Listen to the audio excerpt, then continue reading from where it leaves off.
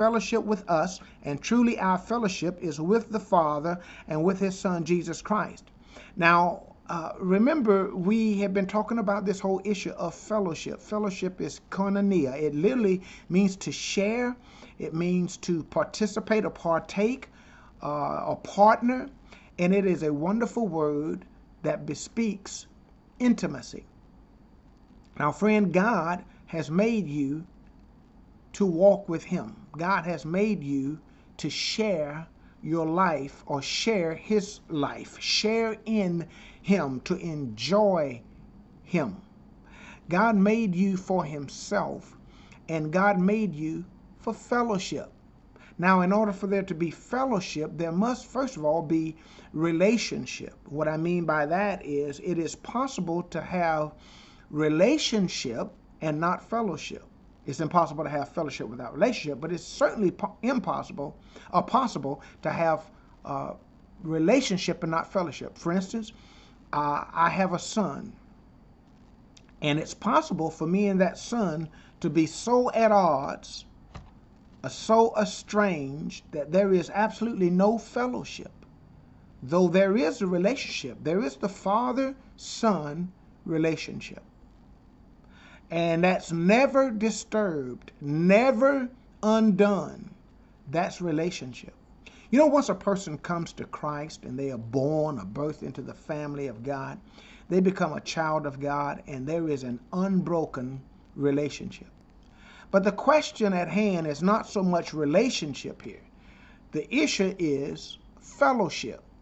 Now, relationship is undisturbable, but fellowship can be disturbed. Fellowship has to do with my decision to walk with God day by day, deed by deed, decision by decision. And should I, in willful rebellion, or should I through laxity, should I through a lack of circumspection, and should I wander away from God or walk away from God, I will break fellowship with him.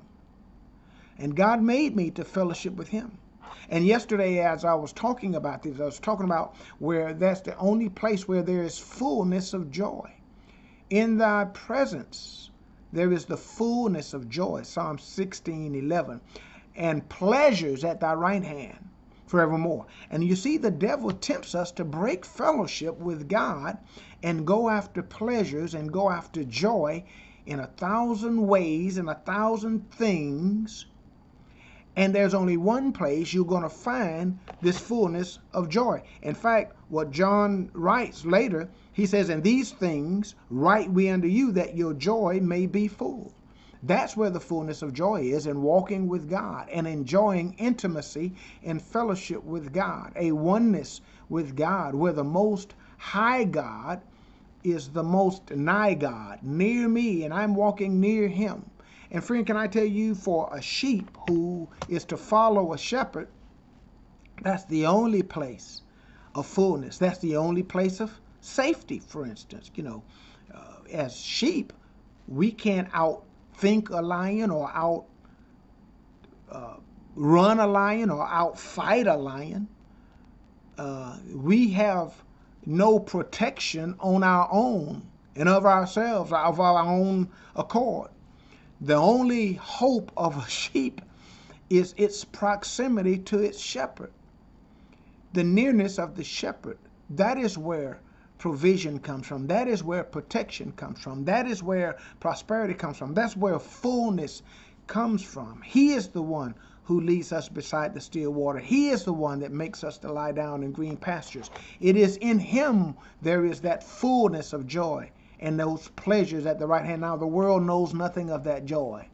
It knows fun, it knows amusement, it knows entertainment, it knows happiness, giddiness, but it knows nothing of joy, a deep, abiding joy of being in right relationship and right fellowship with God. And this is what God invites you and me to, in fellowship with him. And we'll take up on this again as we come back tomorrow. Okay, I look forward to seeing you right here at 5 at 5. God bless you.